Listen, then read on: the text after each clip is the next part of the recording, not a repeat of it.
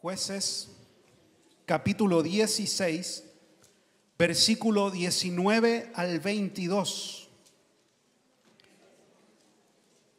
Leemos desde el verso 19.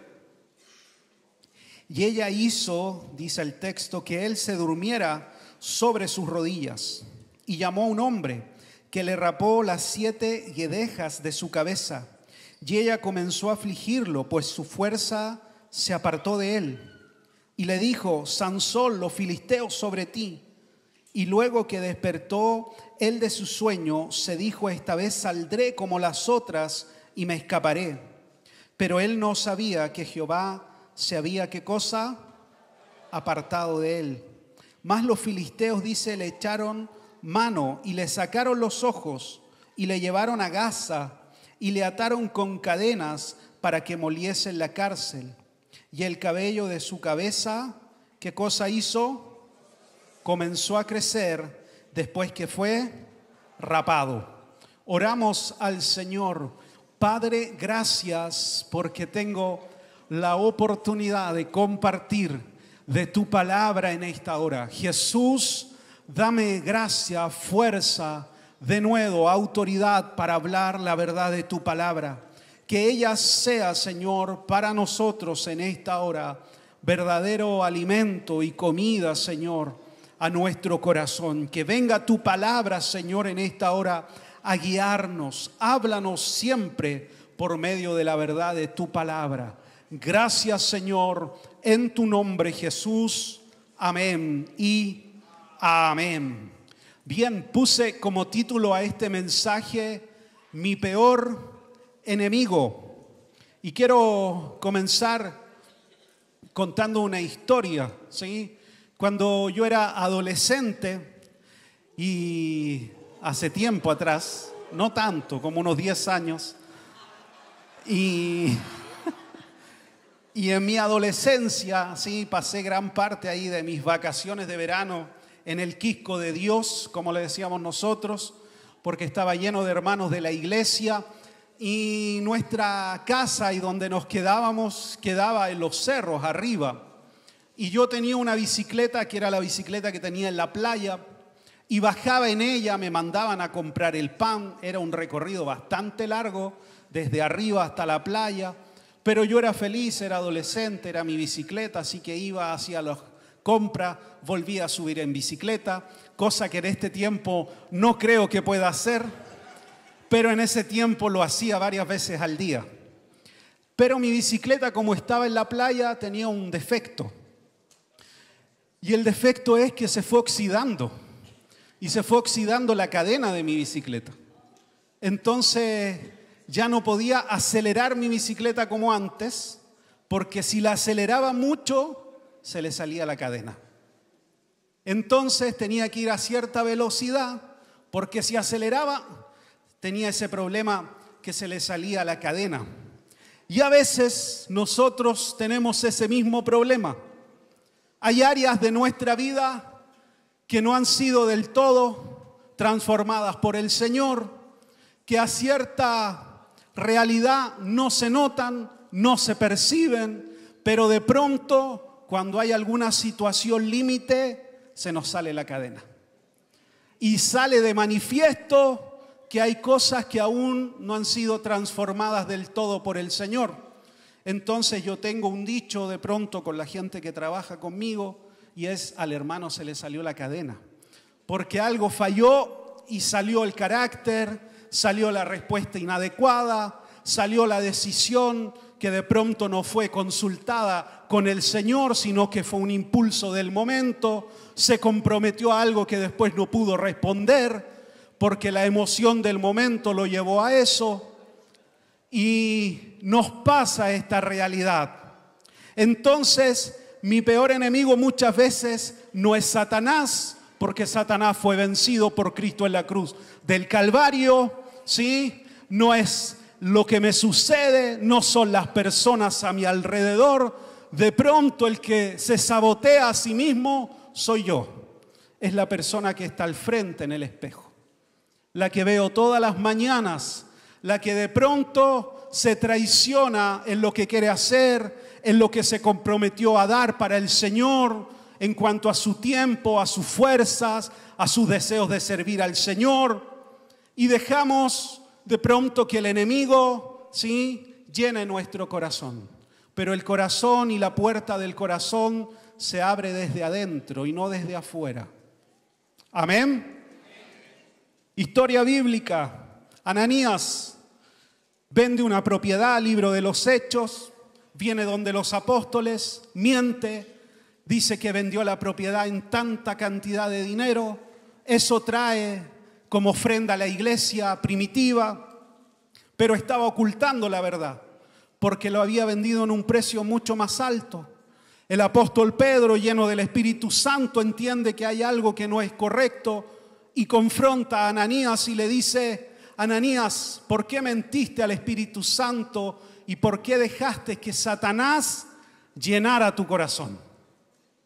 Y ahí el culpable no es Satanás, él solo tentó, sino que el culpable fue Ananías, que decidió ceder a la tentación de Satanás. Entonces dejó que Satanás llenara su corazón y eso dominó su vida y lo llevó a mentir acerca de lo que había hecho por la venta de esta propiedad. A veces nos pasa, ¿sí?, y dejamos que emociones llenen nuestro corazón y nos llenamos de amargura, nos llenamos de rencor y distintas cosas van llenando nuestro corazón y no dejamos que nuestro corazón sea lleno por la verdad de la palabra del Señor. Y otras cosas de pronto comienzan a dominar nuestras acciones, nuestras decisiones y comenzamos poco a poco a errar en nuestro caminar con el Señor. Porque como dijo, y me gusta mucho la frase de Martín Lutero, yo no puedo evitar que los pájaros vuelen sobre mi cabeza, pero sí que hagan nido en ella. Hay cosas que yo no puedo evitar que suceden alrededor mío, pero yo lo que sí puedo evitar es que eso entre a mi corazón y llegue a dominarme. Amén. La historia de Sansón es indudablemente una historia llena de impulsos. Sansón era un hombre que fue dominado por sus impulsos. Lo vimos la semana pasada, vimos todo su nacimiento, todo el tiempo en que sus padres reciben esta promesa. Finalmente Sansón ya es un hombre para asumir este desafío de traer libertad al pueblo que está siendo oprimido por los filisteos. Pero lo primero que vemos en el relato, ¿sí?, de la historia de Sansón es que él desea tomar una mujer de los filisteos. Ese es como el primer impulso. Dice que la ve, la codicia en el fondo, la encuentra hermosa y desea casarse con ella. Sus padres se oponen, le dicen que acaso no hay mujer entre tus hermanos para que tomes una mujer de los filisteos, pero se oponen de un modo que no son firmes en corregir a Sansón y en corregir su vida. En cierta forma es una oposición complaciente y dejan que esto ocurra, que Sansón tome una mujer de los filisteos. Y acá está la primera lección para todos nosotros. No podemos vivir dominados por nuestros impulsos, porque si somos dominados por nuestros impulsos y deseos, esto indudablemente nos va a llevar a transgredir la verdad de Dios, porque no vamos a medir las consecuencias de nuestros actos. Sansón deseó a esta mujer, la tomó, no midió las consecuencias de su deseo. Y lo que debemos de aprender siempre y volver a esta verdad es que si algo nos debe de dominar es hacer la voluntad de Dios para nuestras vidas. Y alguien preguntó alguna vez, ¿cuál es la voluntad de Dios para mí? Mientras yo no sepa quizás certeramente en qué me voy a desarrollar, lo que yo hago mientras estoy esperando es someter mi vida a la verdad de la palabra. Aquí está la voluntad del Señor para mi vida, porque ella es guía, lámpara es a mis pies tu palabra y lumbrera a mi camino. La palabra del Señor me va a guiar. Si yo estoy ocupado en la palabra del Señor y en ella estoy abocado y en ella me deleito, como dice el salmista, bueno, ella va a ser guía y verdad para mi vida. Y llegará el tiempo en que descubriré en el Señor quizás el propósito para el cual he nacido, para el cual voy a desarrollarme plenamente. Pero mientras eso no llega, yo permanezco en la verdad de la palabra. Y tengo un espíritu solícito, dispuesto para servir a la iglesia. Porque todos somos llamados a servir. Ese es el ministerio de todos, de cada uno de nosotros. Todos somos llamados a servir. Cada uno servirá al Señor quizás en una función más específica, pero todos somos llamados a servir a la obra del Señor. Por lo tanto, usted no puede ser solo un cristiano que asista a la iglesia y reciba una palabra, sino también que tiene que ser un creyente que sirva al Señor. Amén. Todos somos llamados a servir. Entonces, mientras espero, yo obedezco a la palabra del Señor. Y no, como dije, Sansón entonces es un hombre dominado por sus impulsos, y para eso la palabra tiene siempre una verdad que contrarresta esta conducta o este comportamiento de Sansón. Y la verdad de la palabra dice que el Señor no nos dio espíritu de cobardía, sino de amor y de dominio propio. ¿Qué cosa? Dominio propio. Y eso nos ha dado el Señor. ¿A quiénes? A los creyentes, a todos nosotros, a quienes amamos al Señor. El Espíritu Santo habita dentro de nuestro corazón, dentro de cada creyente. Por lo tanto, todos somos llenos de este amor, de esta gracia, pero también de dominio propio. ¿Dominio para qué? Para ser capaz de gobernar mi propia vida por medio de la obra del Espíritu Santo. A veces nos quedamos solo con el poder del Evangelio, solo con lo sobrenatural del Evangelio, y olvidamos que es el dominio propio lo que va a sostener lo que el Señor nos ha entregado por gracia, por misericordia. Los dones se sostienen en el carácter del creyente. De nada sirve un hombre lleno de dones, de gracia del Señor, si no ha desarrollado su carácter en Cristo, si no ha sujetado su carácter a la verdad del Señor, porque tarde o temprano eso va a traer consecuencias sobre su propia vida y sobre la iglesia del Señor. Porque Sansón, su vida trajo consecuencias. Él nació para ser quizás el juez más grande esperado. Nace sobrenaturalmente de una mujer estéril. Hay toda una profecía sobre él, sobre lo que va a llegar a realizar. Pero toda su vida fue dominada por los impulsos y los deseos. Podía haber alcanzado muchas más cosas en el Señor. Como lo dije la semana pasada, Sansón nace como nacieron los grandes profetas de Dios, como nació Samuel o como nació Juan el Bautista, de una mujer estéril, lleno de gracia y de profecías a favor de su vida. Pero se fue enredando en esto y no logró tener este dominio propio. Sansón entonces se casa con esta mujer, se comienza a celebrar la boda, ahí hay un banquete, usted lo puede leer cuando llegue a su casa, todos están felices, varios días ahí de celebración, comen, beben y están entregados a este momento de festividad, de alegría, pero hay algo ahí que hay que reparar. Paremos un poquito. Sansón tenía un voto, ¿se acuerda? ¿Cuál era su voto?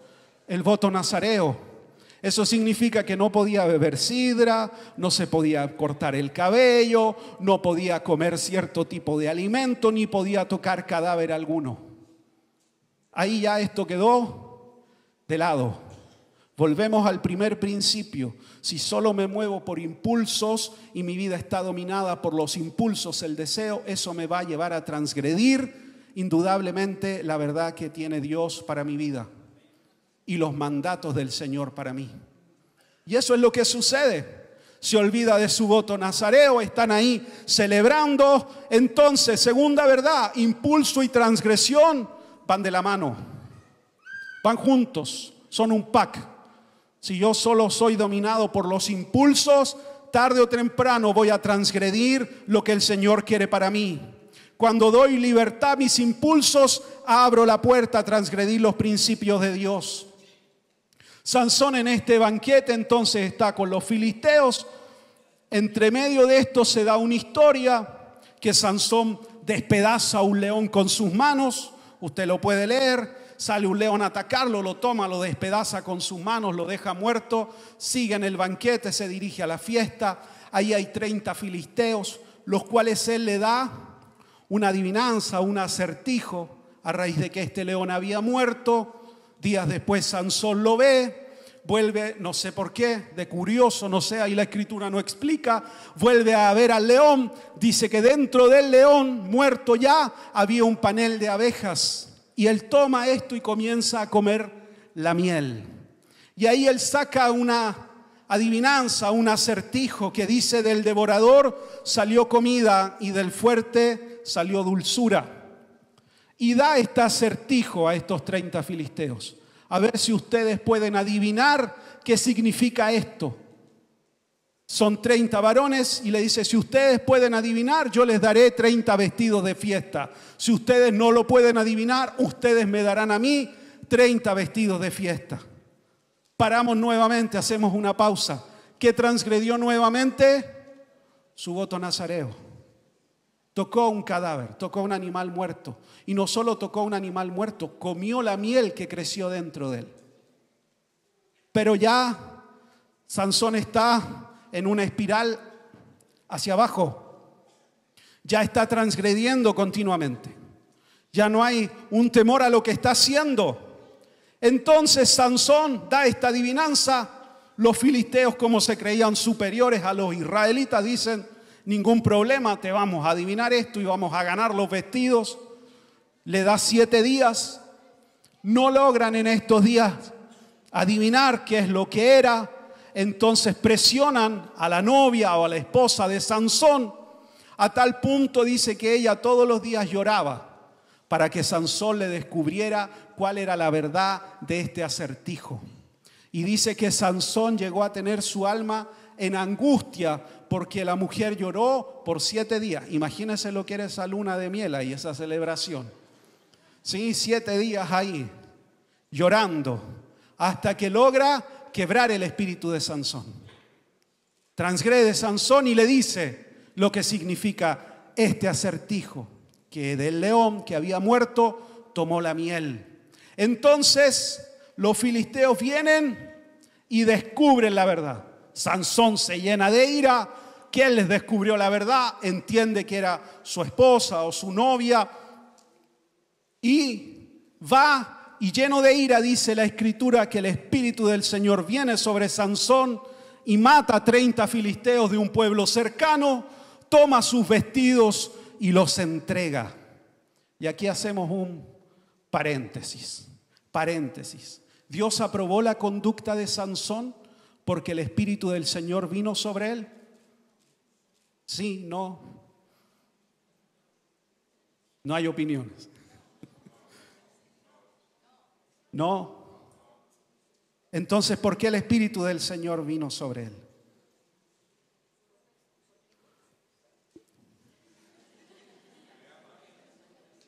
Ahí viene lo interesante. Porque Dios levantó a Sansón con un propósito. Y ese propósito era traer libertad al pueblo de los filisteos. Y el Señor buscaba cada ocasión para demostrar, sí, el poder de Dios sobre la vida de Sansón y que él en el fondo fuera un instrumento para cumplir la voluntad de Dios. ¿Cuál era la voluntad del Señor? Castigar a los filisteos. ¿Dios aprobó la conducta de Sansón?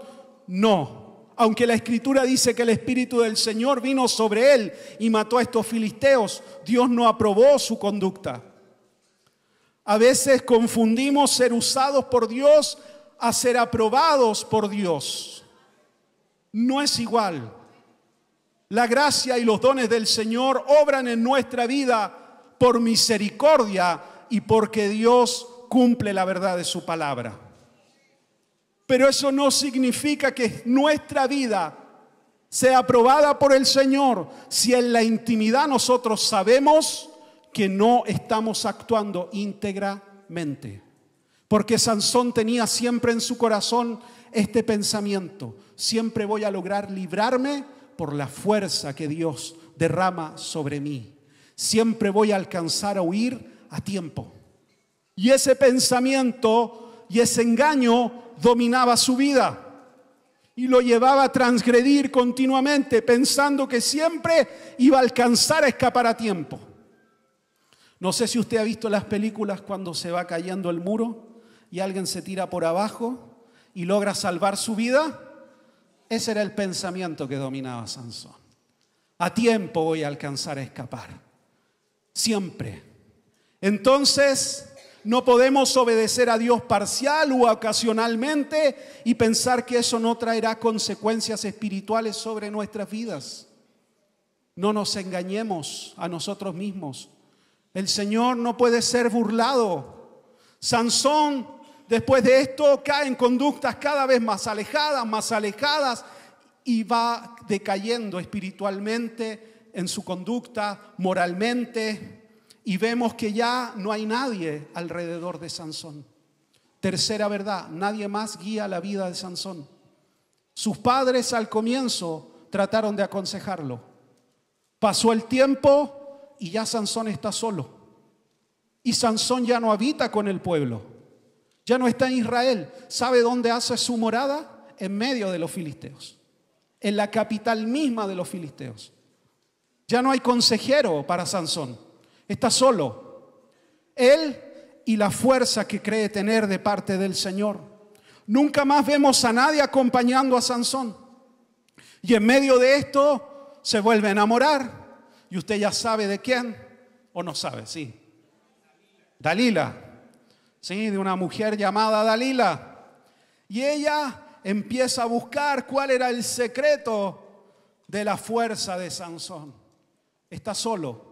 No hay nadie que lo aconseje y le diga: por este camino vas mal.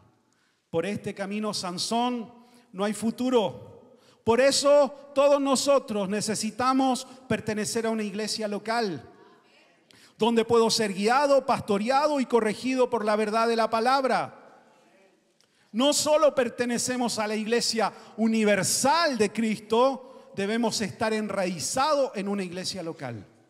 Porque a veces la gente dice: no, yo pertenezco a la iglesia universal del Señor. Soy de todos los ministerios. Donde me llamen voy. ¿Y a quién rinde cuentas? ¿Y con quién se sienta? Y dice: esto es lo que estoy viviendo. Necesito un consejo. Necesito que me ayuden a orar porque esto está afectando mi vida. ¿A quién se somete? Va ahí de evento en evento, de congreso en congreso, de una iglesia a otra, pero no se somete a nadie. A mí lo primero que me enseñó un pastor muy usado por el Señor, que hace eventos multitudinarios, me dijo: cuando tú invites a alguien a predicar, lo primero que le tienes que preguntar quién es su pastor y si tú lo puedes llamar por teléfono para saber cómo está su vida espiritual. Si no, no lo invites. Y yo dije: ¿cómo yo le voy a preguntar a eso a un pastor que está sobre mí? Me dijo: porque así tienen que ser los principios espirituales. Si un varón no se sujeta, de nada sirve lo que puede estar enseñando, predicando. Y ahí yo dije: bueno, si me lo dice él, si me dice algo, él me lo dijo. Tengo a quien echarle la culpa. Entonces Sansón está ahí envuelto en esto. Dalila 3 veces intenta ahí, Sansón la engaña, hasta que finalmente nuevamente Sansón se rinde y revela la verdad de su fuerza. Su cabello era el último vestigio que quedaba en su vida de guardar el voto nazareo. Todas las demás demandas de los votos había sido rota. Solo quedaba su cabello como testimonio de que estaba consagrado al Señor. Era lo último. Y fue rapado completamente. Y lo que leímos juntos es el culmine, el momento último de la historia de Sansón. Cuando él dice, volveré a escapar como las otras veces. Cuando Dalila le dice, Sansón, los filisteos sobre ti. Pero esta vez el Espíritu del Señor se había apartado de la vida de Sansón. Y no hay nada más estremecedor para un creyente que leer esos versículos. La gracia del Señor se había apartado de Sansón.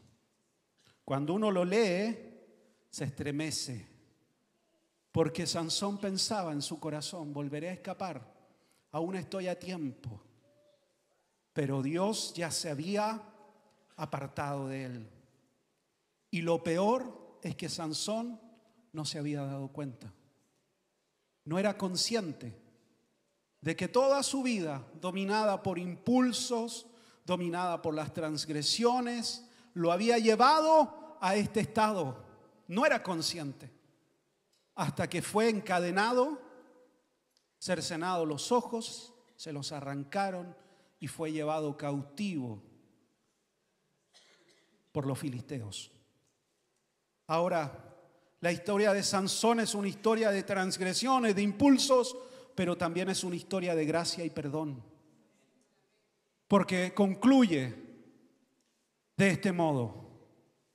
Sansón está dando vueltas en un molino, sin sentido, sin propósito de vida.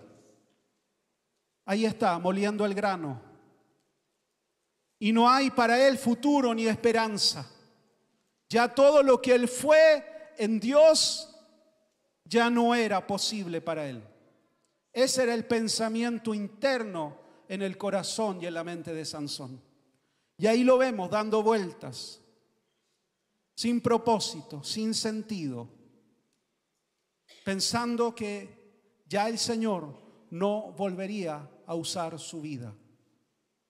Pero el texto también dice que cuando su cabello fue cortado, comenzó a crecer.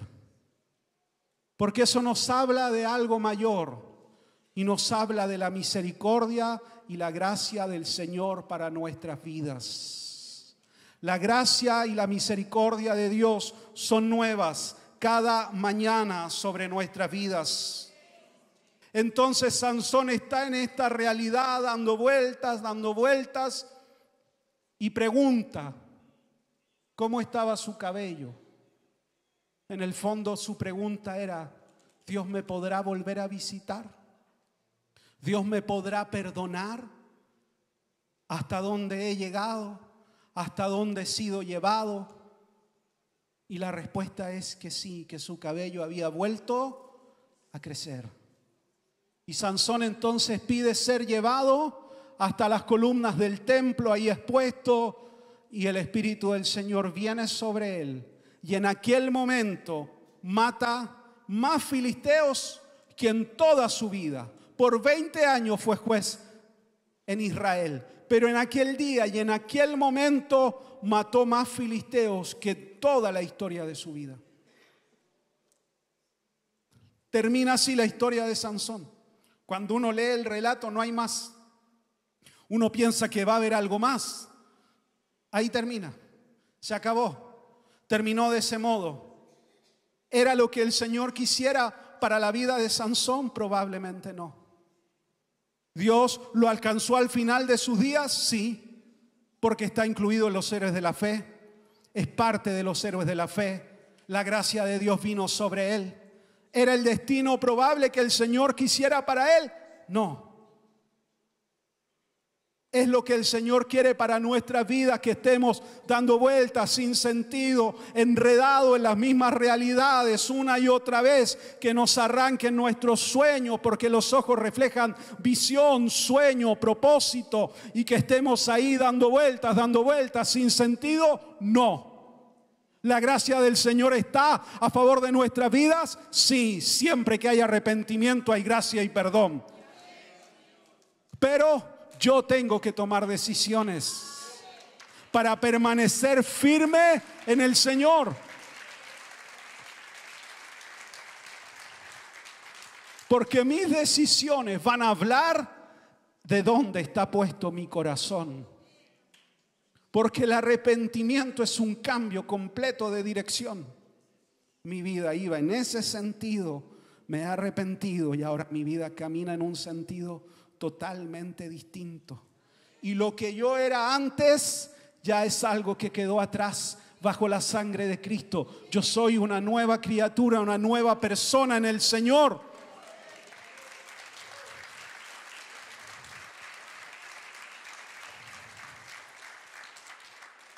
Pero ¿qué es lo que va a sostener esto? Las decisiones que voy tomando en el día a día. ¿Qué es lo que me va gobernando? ¿Mis impulsos o la verdad del Señor? ¿Qué voy a transgredir nuevamente? ¿Voy a volver a refugiarme en aquello que el Señor ya me ha hecho libre? ¿Volveré a atarme de aquello que el Señor ya me ha liberado? ¿Cómo me voy a volver a encadenar a aquello que el Señor ya me ha librado? Decido entonces por Cristo, por la verdad del Señor, para que mi vida tome el verdadero rumbo que el Señor ha soñado para mí, para mi familia, para mi futuro. Por eso la historia de Sansón nos enseña, nos refleja, es un espejo, pero también nos lleva a esta verdad. Hay gracia, hay perdón, hay misericordia. Lo alcanzo, lo acepto, pero camino en una dirección totalmente distinta. Amén. Y quiero terminar con esto. Como dije, la historia de Sansón termina y no hay más. Uno esperaría algo más. No hay más, se acabó ahí. El juez más grande, prometido, terminó de aquel modo y ahí se acaba la historia. Pasarán siglos después, se levantará otro libertador que también será encadenado, apresado, golpeado, humillado y crucificado. Pero él no fue crucificado por sus pecados, sino por los nuestros. Él fue encadenado, sí, humillado, azotado, herido, pero por mis pecados. Y él también murió, sí, para derrotar a los enemigos, para derrotar a la muerte. Pero él no permaneció sepultado, él resucitó y venció a la muerte.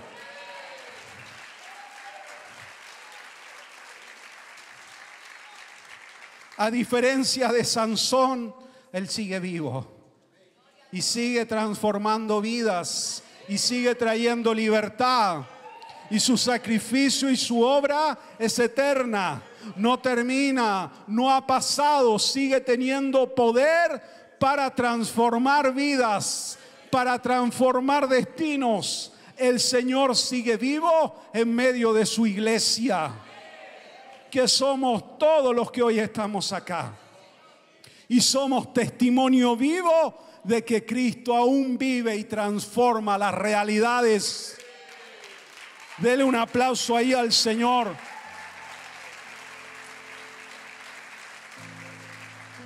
Con todas sus fuerzas.